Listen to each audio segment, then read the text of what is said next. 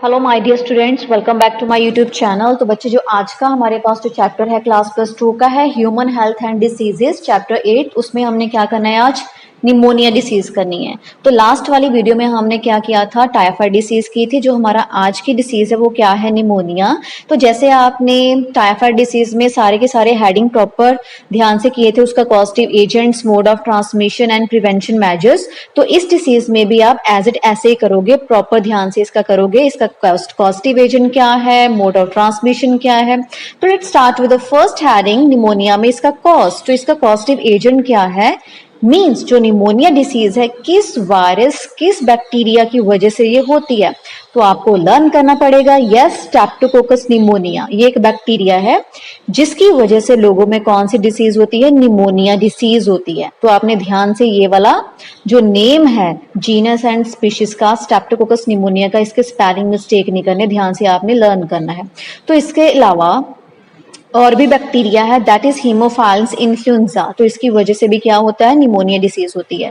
तो जैसे आपने बच्चे लंग्स में, सॉरी, टाइफाइड डिसीज में किया था। टाइफाइड डिसीज में किस बॉडी पार्ट में इन्फेक्शन होती है, तो टाइफाइड डिसीज में आपने किया था इंटेस्टाइन में ये वाली प्रॉब्लम होती है। तो same in case of pneumonia disease में क्या होएगा बच्चे, किस बॉडी पार्ट में ये वाली सीरियस डिसीज होएगी, लंग्स में। तो आपने ये डिफरेंस प्रॉपर ध्यान से करना है। टाइफाइड डिसीज में क्या आएगा, इंटेस्टाइन, एंड निमोनिया में क्या आएगा, लंग्स आएगा। तो बच्चे ये वाली जो डिसीज है लंग्स में, किस किस पार्ट में ये वाली डिसीज होगी, मींस किसकी वजह से होगी। जैसे आप सभी बच्चों को पता है कि हाँ जी, कि हमारे ह्यूमन बॉडी में लंग्स होते हैं, फेफड़े होते हैं, जिसकी वजह से हम सांस लेते हैं, एक्सचेंज ऑफ गैसेस होती हैं O2 एंड CO2 की। तो आप यहाँ पर देख रहे हो लंग्स का डायग्राम है, और लंग्स के डायग्राम में बच्चे आपको इसकी जो इनर एनाटॉमी दिखाई गई है कि हाँ जी, कि लंग्स के अंदर क्या होता है। तो लंग्स के अंदर क्या होता है, ये वाली ब्रोंक्यूल्स होती हैं, ये वाली, और आप ये वाला पोर्शन देख रहे हो एल्वियोलस, मींस यहाँ पर एक्सचेंज ऑफ गैसेस होती हैं O2 एंड CO2 की।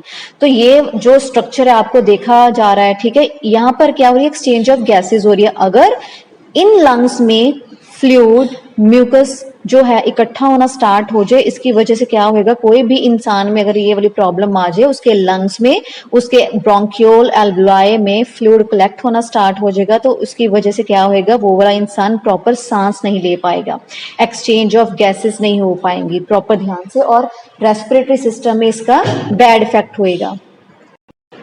तो यहाँ पर जो इसकी जो एपिडेमोलॉजी, मोड ऑफ ट्रांसमिशन है वो क्या है, it is a airborne and droplet infection. तो आप देखते होंगे कि कोई भी जो पर्सन है, कोई पेशेंट है जिसको निमोनिया डिसीज है, अगर वो थूकता है तो जो उसका जो स्प्यूटम है उसकी वजह से भी अनहेल्दी पर्सन को ये प्रॉब्लम आनी स्टार्ट हो जाएगी उसके स्प्यूटम से। तो next, it is transmitted through contaminated cells formed born and used by infected person. तो अगर कोई पर्सन, कोई पेशेंट जिसको निमोनिया डिसीज है, अगर उसके जो जूठे बर्तन है, उसके बर्तन में कोई भी हेल्दी पर्सन खाना खाएगा, पानी पिएगा, तो इसकी वजह से भी ये वाली डिसीज ट्रांसमिट हो सकती है from unhealthy person to healthy person. और ये जो डिसीज है वो मोस्टली किस एज में होगी, ओल्ड एज पर्सन में। तो यहाँ पर भी लिखा हुआ, जैसे हमने डायग्राम में किया था, कि जो लंग्स होते हैं वहां पर क्या होगा, एल्वियोलर वॉल्स एंड ब्रोंक्यूल्स होंगे। तो यहाँ पर क्या होएगा, वहां पर प्रोटीन रिच फ्लूइड कलेक्ट होना स्टार्ट हो जाएगा, ठीक है। तो ये वाला प्रोटीन रिच जो फ्लूइड है, जिसकी वजह से उसकी जो ब्रोंक्यूल्स है वहां पर ब्लॉकेज आनी स्टार्ट हो जाएगी। ब्लॉकेज होने की वजह से क्या होएगा, उसके लंग्स में जो गैसेस की एक्सचेंज होती है O2 एंड CO2 वो प्रॉपर में नहीं होगी। तो इसका जो इंक्यूबेशन पीरियड है कितने टाइम के लिए होता है, 1 to 3 डेज के। तो नेक्स्ट वन है इसके जो सिम्टम्स हैं। सिम्टम्स मींस जिस पर्सन को निमोनिया डिसीज है उसके कौन कौन से सिम्टम्स है, आपको कैसे पता चलेगा कि उसको निमोनिया की प्रॉब्लम है। तो pneumonia is characterized by collection of lymph and mucus in the bronchioles and alveoli। जो लंग्स में, लंग्स ने आपने ब्रोंक्यूल्स एंड एल्वुलाई आपने अभी डायग्राम में देखे थे, वहां पर क्या होएगा, जो लिम्फ है वहां पर कलेक्ट होना स्टार्ट हो जाएगा, ठीक है।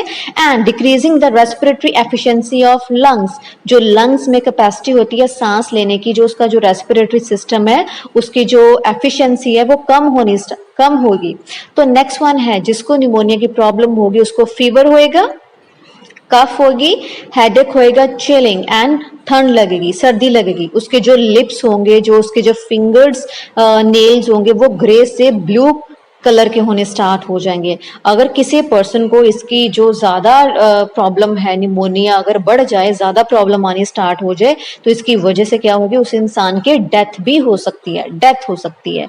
तो इसका जो प्रोफाइलैक्सिस है, इसको हम कैसे रोक सकते हैं, कैसे ख़त्म कर सकते हैं, इस डिसीज़ को कैसे कम किया जा सकता है, मीन्स प्रोफाइलैक्सिस मीन्स यहाँ पर क्या होगा, कोई भी इन्फेक्टेड पर्सन है उससे दूर हो, ठीक है, आइसोलेशन करना चाहिए, उस पर्सन से दूरी बनानी चाहिए। उसके जो नेक्स्ट थेरेपी है आप ले सकते हो यहाँ पर पेनिसिलिन, फ्लूकोजेलानिसिल्स, ये जो एंटीबायोटिक्स हैं रिकमेंड की गई हैं। तो बच्चे ये वाली डिसीज आपने ध्यान से करनी है, निमोनिया डिसीज।